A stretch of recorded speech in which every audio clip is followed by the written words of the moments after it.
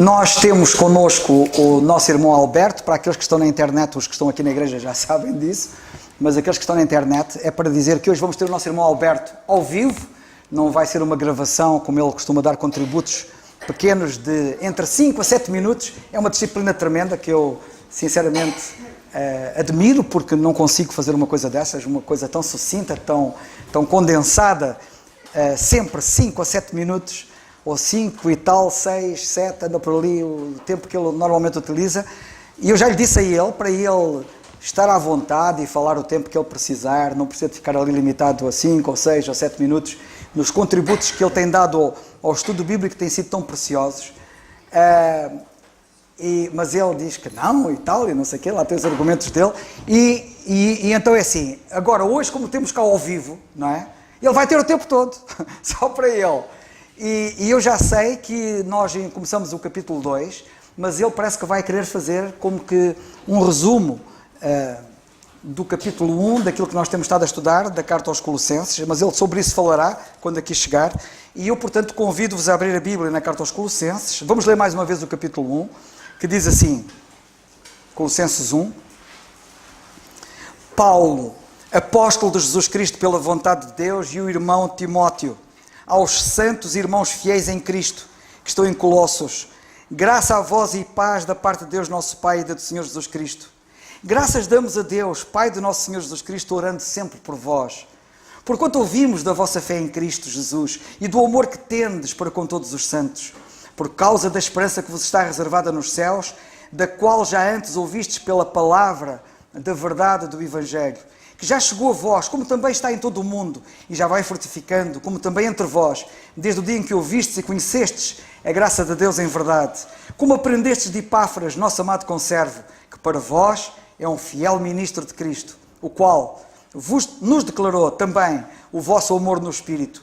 Por esta razão nós também, desde o dia em que o ouvimos, não cessamos de orar por vós e de pedir que sejais cheios do conhecimento da sua vontade, em toda a sabedoria e inteligência espiritual, para que possais andar dignamente diante do Senhor, agradando-lhe em tudo, fortificando em toda a boa obra e crescendo no conhecimento de Deus, corroborados em toda a fortaleza, segundo a força da sua glória, em toda a paciência e longanimidade com gozo, dando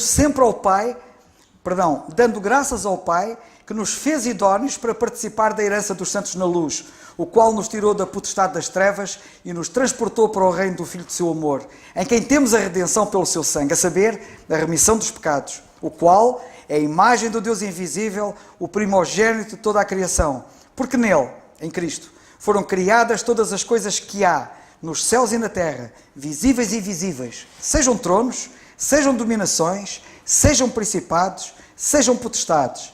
Tudo foi criado por ele e para ele. E ele é antes de todas as coisas, e todas as coisas subsistem por ele. E ele é a cabeça do corpo da igreja, é o princípio e o primogênito dentre os mortos, para que em tudo tenha a preeminência. Porque foi do agrado do Pai que toda a plenitude nele habitasse, e que, havendo por ele feito a paz, pelo sangue da sua cruz, por meio dele reconciliasse consigo mesmo todas as coisas, tanto as que estão na terra, como as que estão nos céus. A vós, também que noutro tempo erais estranhos e inimigos no entendimento, pelas vossas obras más, agora, contudo, vos reconciliou, no corpo da sua carne, pela morte, para perante ele vos apresentar santos e irrepreensíveis e inculpáveis, se na verdade permanecerdes fundados e firmes na fé, e não vos moverdes da esperança do Evangelho que tendes ouvido, o qual foi pregado a toda a criatura que há debaixo do céu, e do qual eu, Paulo, estou feito ministro. Regozijo-me, agora, no que padeço por vós, e na minha carne cumpro o resto das aflições de Cristo pelo seu corpo, que é a Igreja, da qual eu estou feito ministro, segundo a dispensação de Deus como foi concedida para convosco, para cumprir a palavra de Deus, o mistério que esteve oculto desde todos os séculos e em todas as gerações, e que agora foi manifesto aos seus santos, aos quais Deus quis fazer conhecer quais são as riquezas da glória deste mistério entre os gentios, que é Cristo em vós, esperança da glória, a quem anunciamos, admoestando a todo o homem, ensinando a todo o homem, em toda a sabedoria, para que apresentemos todo o homem perfeito em Jesus Cristo. E para isto também trabalho, combatendo segundo a sua eficácia, que obra em mim poderosamente. Eu vou passar desde já a palavra ao nosso irmão Alberto. Ele hoje vai ter o tempo todo, porque das outras vezes fala tão pouco, e eu acho que ele deve ter tempo de antena.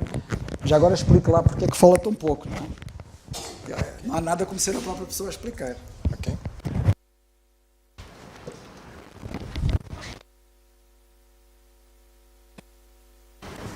Ok? Bem. Não posso começar antes de agradecer mais uma vez o carinho que a igreja me recebe e de uma forma que constrange até, nos deixa até muito mais sensibilizado daquilo que a gente imagina. Por que eu falo 6 minutos, em média, no estudo? Primeiro que eu sou um convidado de fora, não é? Eu vejo que tem irmãos aqui que podem muito bem contribuir e colaborar, trazendo a sua palavra. Então eu falei, eu vou me esforçar um pouquinho mais e tentar condensar, porque, como o irmão falou há pouco, ele é pastor. É um detalhe, é um desses acidentes que acontecem na vida, gente. Eu terminei a faculdade de teologia, na época eu fiz por vontade própria, eu queria estudar, queria aprender, queria saber mais, não me contentava com o ensino que a igreja passava. Feito o curso, ok, um amigo meu, muito amigo até hoje, ele trabalhava na Rádio Transmundial e ele era o representante do Charles Swindoll. Então ele me convidou para trabalhar na rádio, porque ele já estava de mudança com a esposa que era americana, estava levando para a América. Mas para trabalhar na rádio, precisava ser ordenado pastor, precisa ter alguma mania deles, né? Então, a rádio requereu à igreja que fosse feita uma prova, que a gente chama de ordenação pastoral, concílio pastoral, para que, se aprovado, eu pudesse trabalhar lá com eles, não é? E aí foi assim o processo, por isso que tornei-me um pastor, né? Tá, todo, só para poder trabalhar, mas graças a Deus foi uma grande oportunidade que eu tive para aprender muito mais coisas, ser um pouco mais criativo e versátil do que ficar fixo dentro de um púlpito, né? A gente se sente muito pulpitesco. E uma das técnicas que a gente aprendeu é exatamente essa. O programa do Charles Swindoll chamava-se, no Brasil, Ensign for Living, Razões para Viver, ou Razão para Viver. Tinha 40 minutos, 30 minutos. Mas a rádio ainda precisava e pedia um extrato do programa para fazer chamada, para que os ouvintes pudessem acompanhar o estudo bíblico do Razão para Viver. Essa chamada tinha que ter 2 a 3 minutos. O que nós fazíamos? Tinha que condensar aquela mensagem de 30, 40 minutos para 3 minutos. Charles Swindoll, quem conhece, ele sabe que ele gosta de contar casos, ilustrações. Então essas coisas a gente tira e já coloca o sumo da mensagem. E é mais ou menos o que eu procuro fazer com os irmãos aqui. Eu acho que os irmãos merecem algo melhor. Mas no momento é o que temos. Muito bem, vamos apresentar Colossenses hoje de uma forma diferente. Esse estudo começou mais ou menos em outubro de 2016. Depois de 1 ano e meio, quase, terminamos o capítulo 1. E o irmão Manuel, ele fica aflito porque ele quer chegar até o final do capítulo 4, e eu também, eu gostaria de entrar em Tessalonicense.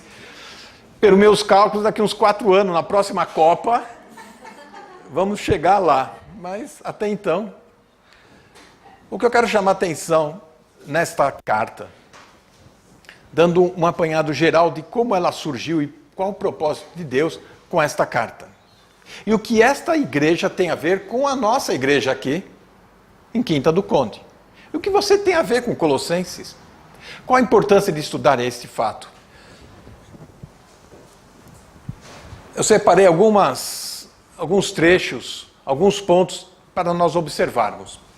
Colossenses, nesse primeiro capítulo que acabamos de ler, destaca muito fé, amor e esperança. Essa é a essência de uma comunidade cristã. Sem fé, amor e esperança, não é igreja. Podemos ser um clube, podemos ser um Lions Clube, o que for, mas não seríamos igreja. Pela apresentação nos versículos 1 e 2, Paulo faz a sua apresentação, como sempre, de costume, a sua assinatura, e agora ele expressa ação de graça por essa igreja, e de uma maneira muito diferente. Ele destaca a fé e o amor.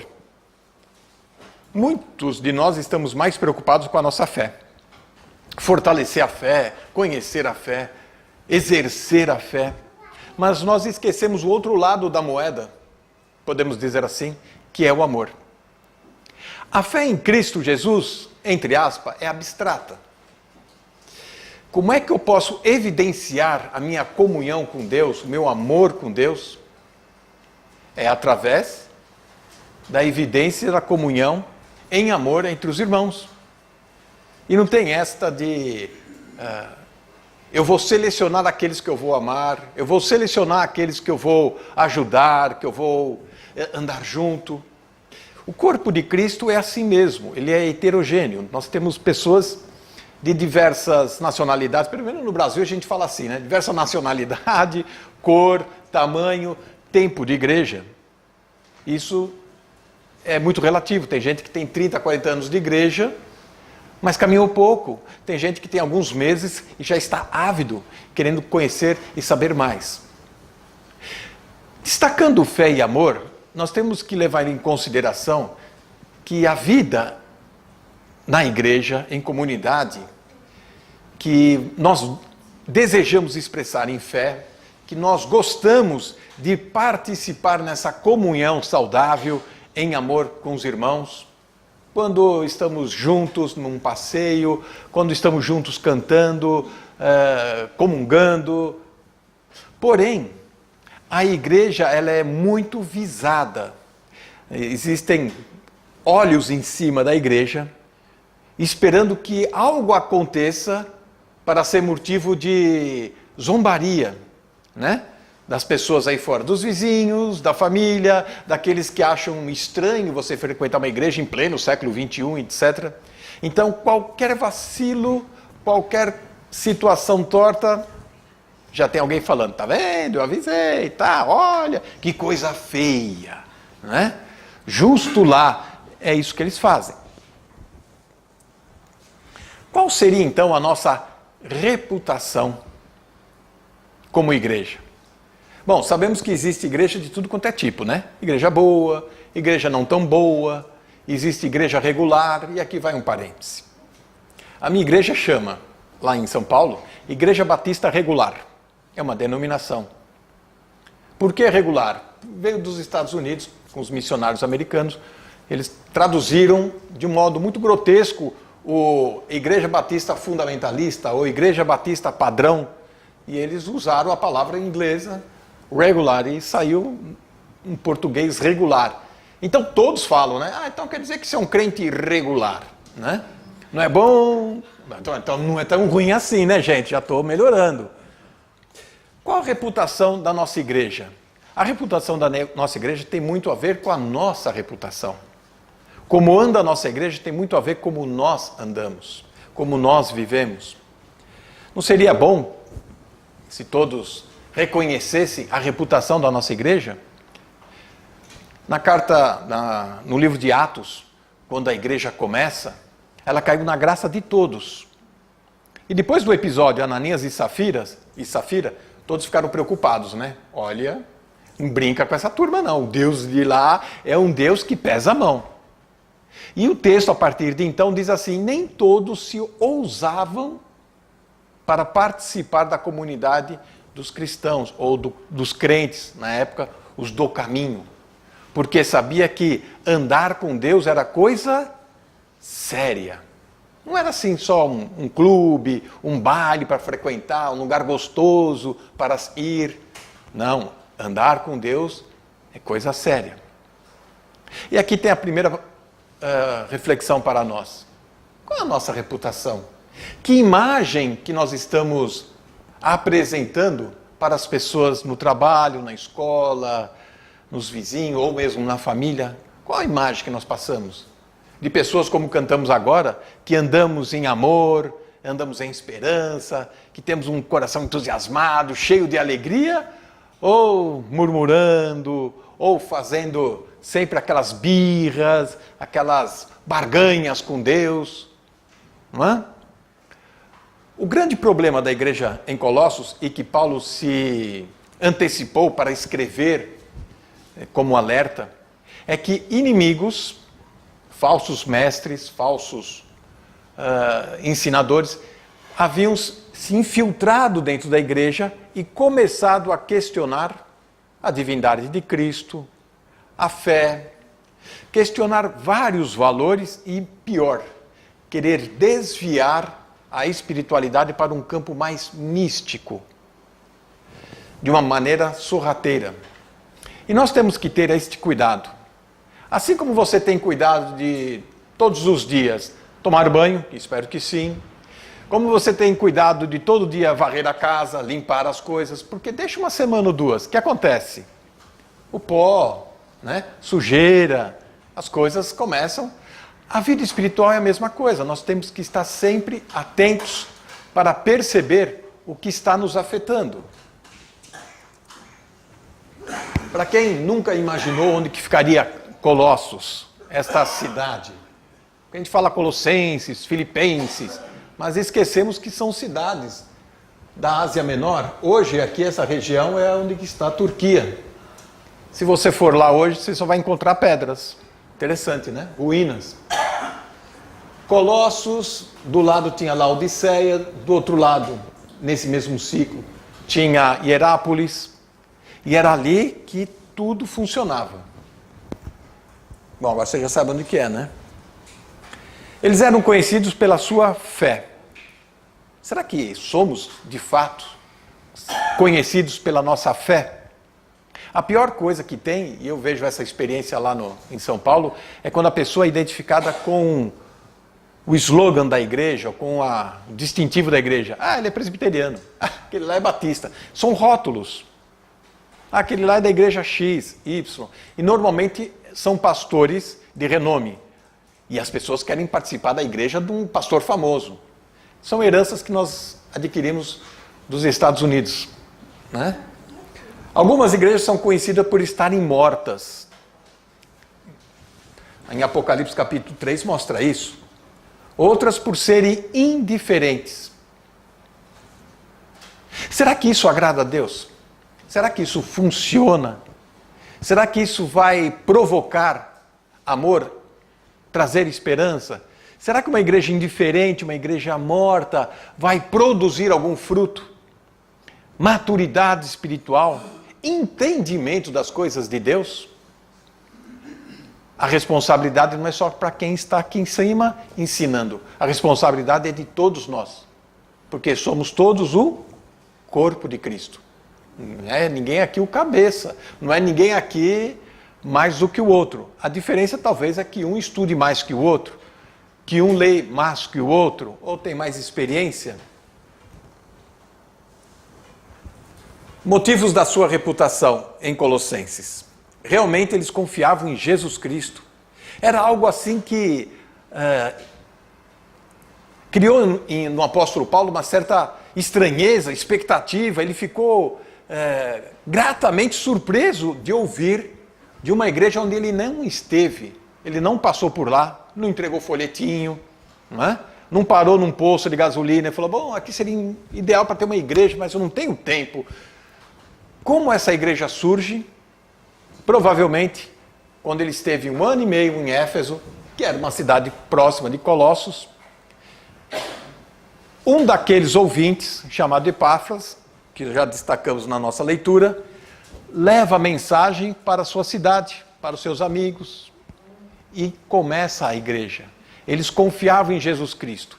Agora pense, naquela época, no primeiro século, o Império Romano, no apogeu, o que acontece para um grupo de cristãos, ou uma igreja nova, uma proposta nova, um culto diferente, fazer sucesso e atrair as pessoas? Uma das explicações, as pessoas já estavam cansadas do ritual religioso. As pessoas estavam cansadas do misticismo, do sobrenatural, de todo aquele serviço religioso vazio. E falar da pessoa de Jesus Cristo e o Espírito Santo trabalhando nas pessoas, isso provocava uma transformação de vida, uma nova perspectiva de futuro. E o cristão é aquele, como o irmão Carlos colocou agora há pouco, é aquele que olha o futuro, ele olha lá para frente, ele não está preocupado com as circunstâncias que o cercam. Porque a sua fé era uma fé constante. Colossenses 2, no verso 5. Porque ainda que esteja ausente quanto ao corpo, contudo em espírito estou convosco, regozijando-me, vendo a vossa ordem, firmeza da vossa fé em Cristo. O desejo do apóstolo Paulo talvez fosse, de fato, ir lá conhecer pessoalmente aquele grupo. Mas ele ouviu a fama, ele ouviu a reputação desta igreja. E a reputação dessa igreja se espalhava pela Ásia Menor e pelo mundo do Império Romano todo. E aqui entra nós. Mas nós somos uma igreja pequena. Nós somos inexpressíveis. Nós somos assim. E a gente se condói demais. Porém, se 12 homens com Jesus já fez um estrago no Império Romano, acredito que aqui nós temos mais de 30, 40. Né? O estrago ia ser maior pela Europa toda, mostrando uma fé viva, atuante. Efésios 4, voltando algumas páginas, nós vamos encontrar um outro alerta do apóstolo. Para que não, 4,14, para que não sejamos mais meninos inconstantes, levados em roda por todo o vento de doutrina, pelo engano dos homens e com astúcia, engano fraudulosamente. Quase que todas as igrejas que surgiram do século XVIII em diante, depois do movimento protestante, todas surgiram com uma proposta honesta, sincera, mas por infelicidade ou por erro de doutrina, todas se desviaram. Estar atentos a esta onda, este vento de doutrina que sopra e constantemente abala a igreja. Por isso que a gente sempre apela, estuda a palavra de Deus, leia a Bíblia. Mas eu não entendo. Não tem importância. Vai lendo, vai adquirindo conhecimento. Já dei esse exemplo várias vezes, eu adoro esse exemplo, que é a montagem de um quebra-cabeça, que a gente chama lá o puzzle, né? Você está montando pecinha por pecinha, mas você não vê o quadro feito, bonito. Mas se você parar, você nunca vai ver. Mas se você continuar tentando, você pega esse azul, você acha bonito, você coloca em cima, depois você vê que esse azul é o lago, aí você coloca um amarelo aqui, você pensa que é o sol, depois, não, esse amarelo é da flor. A palavra de Deus é assim, muitas vezes nós estamos estudando, estamos lendo, e alguma coisa não sai de acordo. Não tem problema. Nós vamos nos ajustando. Esta é a função da igreja, um ensinar o outro, um apoiar o outro, incentivar, exortar. Muito bem. Não só pela fé esta igreja era conhecida. Esta igreja também era conhecida pelo amor que eles tinham por todos os santos. E não por aquele seu coleguinha, seu amiguinho, né, que você encontra todo domingo. O texto de João capítulo 13, verso 35 diz: conhecereis que sois meus discípulos, se tiverdes amor uns pelos outros. O amor é a essência desta comunidade. Se não for assim, não faz sentido. E se não faz sentido, alguma coisa está errada com a comunidade? Claro que não. Está errado a partir de nós mesmos. Sua boa reputação inclui amor, assim como fé. Você não pode dizer, eu tenho fé, força. Agora amar às vezes fica tão difícil, porque tem, Deus tem cada filho, não é? Existe cada tipos humanos, que não é fácil. Ora, se você tem fé, o amor vem junto. Não dá para você fazer como no mercado, separar, né? Me corta e tira a cabeça. Né? Eu só vou levar uma posta aqui, um filé do peixe. Não, leva tudo. não é? A fé é a mesma coisa. Você não pode falar, amor, eu tenho que amar, eu tenho que me dispor. Ai, né? Em relação a Jesus, eles mostraram fé. E em relação aos seus irmãos, eles demonstraram amor. Foi isso que chamou a atenção do apóstolo Paulo, quando ele ouviu da fé desses irmãos na cidade de Colossos. Ele falou, mas eu não preguei lá, eu estava em Éfeso. Olha, está fazendo eco, está produzindo frutos. E isso o quê? Atrai mais pessoas. As pessoas querem ver qual o motivo dessa felicidade. Qual o motivo da paz dessa pessoa? Não é? Está passando por tribulações, por angústias, mas está sempre otimista, está sempre empolgada, feliz. Não perde a paz, não fica irritadiça. Eu quero ir lá também. Uma das coisas que me atraiu quando eu comecei na igreja, e eu tinha lá os meus 19 anos, foi outro dia, claro, e eu vi um testemunho de uma moça que era de cadeira de rodas, mas ela falava com entusiasmo da vida, com projetos, com ambições, e eu olhava assim e falei, tem alguma coisa errada, né? Ou essa moça vai levantar da cadeira e sair correndo, né? Não era daquelas igrejas do milagre, daquelas coisas, né? Mas eu falei, eu queria ter essa vontade de vida, eu queria ter esse entusiasmo como essa pessoa tem, não é? Só amor um pelos outros, mas o amor por todos os santos, em todos os lugares, quando nós lemos aqui no verso 23, se na verdade permanecerdes fundados, firmes na fé, e não moverdes da esperança do Evangelho, que tendes ouvido, a qual foi pregada a toda criatura que há debaixo do céu. E Paulo estava sendo feito ministro. Bom, agora você ficou curioso, eu também quero ser Colosso. Colosso tem aquela ideia de ser grande, né? De ser, não sei se passa essa imagem aqui para vocês, passa também? Não é? Nós queremos ser colossos, como a cidade de Colossenses. Mas como ser colossos? Bom, podemos ser diligentes no amor um pelos outros. E amor começa assim meio, né? Sabe quando o namoradinho um olha pelo outro, olha, oi, tudo bom, tudo bem, né? Você vem sempre aqui, é sempre assim que começa, né? E assim, devagarzinho, as coisas vão se encaixando. Na igreja é a mesma coisa. Você chega, nem sempre você se sente à vontade. Você percebe e fala, puxa, aqui acho que não tem lugar para mim. Ninguém me nota. Mas dê uma oportunidade, você vai ver como o amor vai poder trabalhar. Podemos demonstrar isso aproveitando reuniões, cultos, passeios, acampamentos. Tudo são oportunidades de estarmos juntos e exatamente de expressar esse amor. E esse amor é exatamente aquilo que qualquer ser humano em qualquer parte do mundo procura e deseja. Porque Deus fez o ser humano, Deus fez o homem, de tal maneira que ele conviva na sociedade, onde que ele é amado e quer amar. E quer conviver nesta família.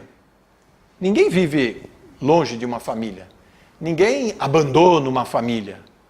Mesmo que a família seja complicada, como uma igreja é complicada, nós nos esforçamos para estar junto com os irmãos. É irmão, não é irmão? Não é? Se é irmão, tem que estar junto. Lá no Brasil a gente fala que argentino é irmão. Por quê? Porque irmão não tem jeito de você se livrar dele. Não tenho nada a ver com eles lá. Porque está colado, está junto. Toda hora nós estamos lá e eles estão cá. Então, irmão, é assim. Não tem como a gente se separar. Não é? Temos que aprender a conviver e estar juntos. Podemos pedir ao Senhor para nos ajudar a crescer nesta área. Se você tem dificuldade, leia a Bíblia. Começa a orar. 1 Tessalonicenses, no capítulo 3, no verso 12, nós encontramos. E o Senhor vos aumente e faça crescer em amor uns para com os outros e para com todos, como também o fazemos para convosco. O Paulo não conhecia essa igreja, não sabia quem era quem, apenas ouviu falar, mas já estava amando. Quando a gente começa a ouvir a falar de um grupo que ama o Senhor Jesus, nós já temos afinidade. Quando nós começamos a ouvir de um grupo que se interessa pelas coisas de Deus, pela Bíblia, a gente tem afinidade, a gente tem os mesmos ideais e começa a criar aquela parceria, aquela intimidade. Podemos exortar uns aos outros para o aumento desta virtude. Capítulo 4 de 1 Tessalonicenses 4:9. Quanto, porém, ao amor fraternal, não necessitais de que vos escreva, visto que vós mesmos estáis instruídos por Deus, que vos ameis uns aos outros. Não é algo que você determina, ou que você, tipo assim, até agora não bateu um vento, não estou sentindo nada, eu tenho que amar, mas até agora, nada. Ora, aqui a palavra de Deus está dizendo, né? Somos instruídos por Deus, que vos ameis uns aos outros. Isso é um mandamento, uma ordem, né? Não é algo, é um imperativo, não é algo que... Então, eu sei que vocês sentem essa fé, vocês sentem este amor pela igreja, mas eu não sinto nada. Eu vou lá, tal. O problema não é a igreja. O problema está do lado de lá, com você. O Evangelho, movido pela fé em Jesus e amor uns aos outros, começa a produzir, então, frutos. Não é? Por isso que essa igreja tinha uma boa reputação. E todos falavam bem desta igreja. E eram atraídos por esta igreja. Quando nós começamos a nos limitar no nosso mundo de igreja, nos fecharmos, algo está errado. Porque o amor, ele não é egoísta. Primeira carta de Paulo aos Coríntios, capítulo 13. O amor não é invejoso, o amor não é possessivo. O amor se dá, o amor, né, se quebra pelo outro. O amor é muito grande, é muito bonito. É algo que a gente precisa aprender a exercitar. Não é algo que a gente vai aprender assim, digamos, numa palestra de 3 pontos. Faça assim, assim, assim. Uma receita de bolo. Não, não é. Não é uma receita de bolo. O Evangelho que fala de esperança no céu já estava produzindo frutos aqui na terra. Não podemos ficar só naquela intenção de, bom, lá no céu quando eu chegar eu vou ser outro, hein? Mas aqui a guerra está pesada, então é cada um por si, Deus por todos. Não, não é assim que funciona. Não existe esse versículo na Bíblia. Mas as pessoas colocam até no carro, né? Cada um por si, Deus por todos, né? Ou Deus por mim e cada um por si. Não só em suas vidas, mas em todo o mundo o Evangelho estava sendo notório. Qual o tipo de fruto que nasce do Evangelho? Fé em Jesus e amor pelos irmãos. E agora vem a pergunta: qual um caminho, qual é uma indicação para despertar este amor e fortalecer esta fé? É exatamente isso que Paulo faz na sua carta aos Colossenses, no 1º capítulo. A intenção dele, a preocupação do apóstolo Paulo é uma igreja que acabou de nascer. Ela está frágil, ela está suscetível, é isso aí, alguma coisa assim. Agora não vai vir a palavra. Sobre ameaças de todos os lados. Ótimo, fica aí com essa aí. Não vai sair agora, né? Portanto, Paulo ele começa então a trazer algumas doutrinas para fortalecer a fé, né? E amolecer o amor. Qual a importância de nós estarmos estudando alguns tópicos de doutrina? Que ele coloca aqui: graça, reconciliação, estamos condenados e etc. Estes conceitos que a gente acha que é mera teoria, que faz parte assim da cartilha ou da revista de escola dominical, que muitos falam, acho que eu não quero entender isso, é meio complicado. Propiciação, essa palavra é muito pesada para mim. Não tem algo melhor? Graça é o favor imerecido de Deus que nos foi mostrado através da cruz de Cristo. Ou seja, não merecíamos nada. nem fazendo o que fosse para receber esta graça. Estávamos condenados. O que é condenado? Ser culpado de pecado. Estamos condenados à vista de Deus em perigo de morte eterna. Romanos 3, 23, 6, 23, né? O salário do pecado. O que é o salário? A recompensa do pecado é a morte. Pior de tudo, Isaías 59 diz que nós estamos alienados de Deus, separados de Deus. A vossa iniquidade faz separação entre os vossos pecados e Deus. A pior coisa é você viver longe dos propósitos de Deus. Sim, a graça de Deus, a misericórdia de Deus, o amor de Deus é grande. Mas sem ter esta comunhão com Deus, é impensável você ter uma comunhão com o próximo. Comunhão, digo, amor. Aqui é a palavra, propiciação.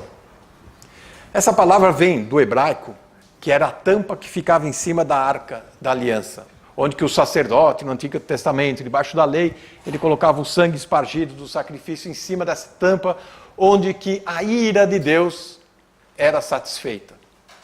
Agora, a propiciação, em amor e misericórdia, Deus envia o seu Filho Jesus para ir no nosso lugar ser o sacrifício. Por isso, da importância de estar em Cristo. Não é? Justificação. Deus nos declara justo. Você é um pecador? Sim, um pecador. Uma vez teve um orador que deixou o auditório um pouco perplexo. Quando ele falou assim, eu fico muito contente de estar numa reunião de pecadores. Aí todo mundo... Pecadores declarados justos. Aí já melhorou um pouco. Não é? Declarados justos por Deus. Não mais separados de Deus, não mais alienados de Deus, mas usufruindo da graça de Deus. Paulo também lhe cita aqui no primeiro capítulo de Colossenses, reconciliação.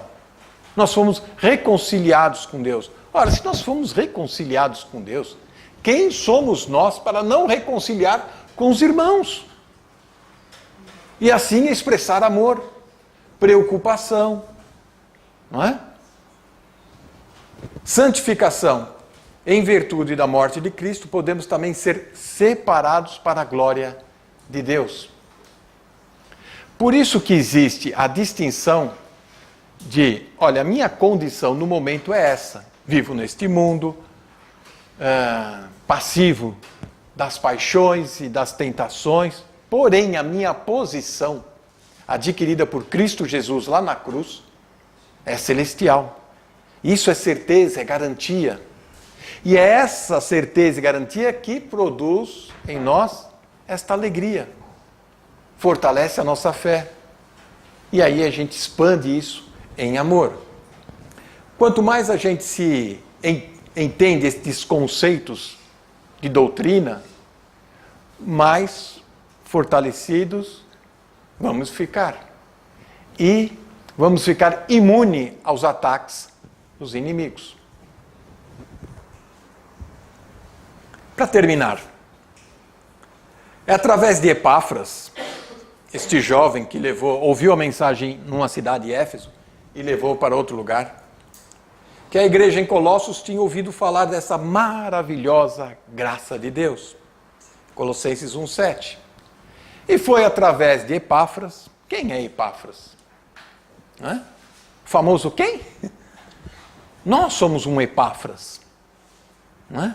Alguém que sem nenhum título, sem nenhuma referência, foi lá e fez o serviço. Falou do amor de Cristo, da sua simplicidade, do seu jeito, explicou.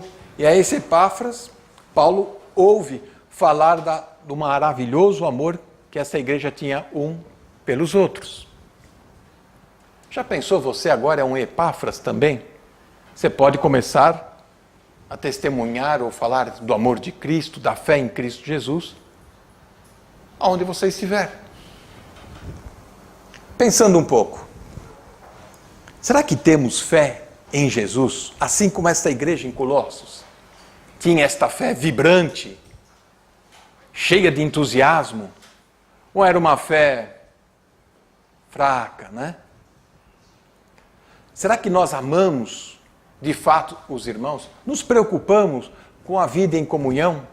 Nos preocupamos com a igreja que está espalhada por aí? Quando a gente ouve lá no site, cristão perseguido no Irã, cristão perseguido na China, pastor foi preso na Coreia. Será que a gente ora, Senhor, estende a sua mão? Será que a gente sente compaixão, a gente sente essa preocupação? Vamos ter a certeza de permitir que a graça de Deus produza o efeito que Deus quer em nossa vida. Se Deus te chamou e até aqui você chegou, é porque Deus tem um propósito e quer revelar muito mais da sua graça em sua vida. Agora, se você nunca respondeu à graça de Deus, agora é um bom momento, não é? De responder à graça de Deus e começar uma vida entusiasmada de fé em Cristo Jesus. Podemos orar então?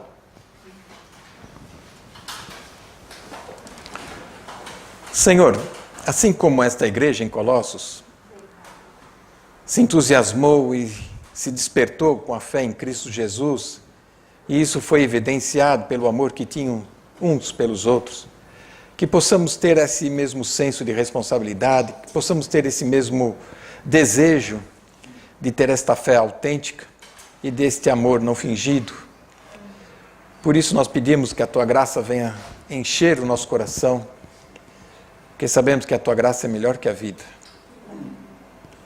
Derrama das Tuas misericórdias, precisamos do Teu perdão, precisamos que o nosso coração esteja amolecido, em sintonia com a Tua palavra, com a Tua voz, Senhor. Mas são tantos os ruídos que vêm de fora, são tantas as atrações, seduções, que querem nos atrair para longe de Ti. E não temos forças e pedimos a Ti. E clamamos ao Senhor, porque o Senhor é quem nos sustenta.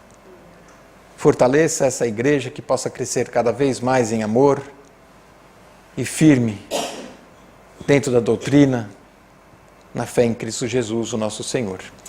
Amém.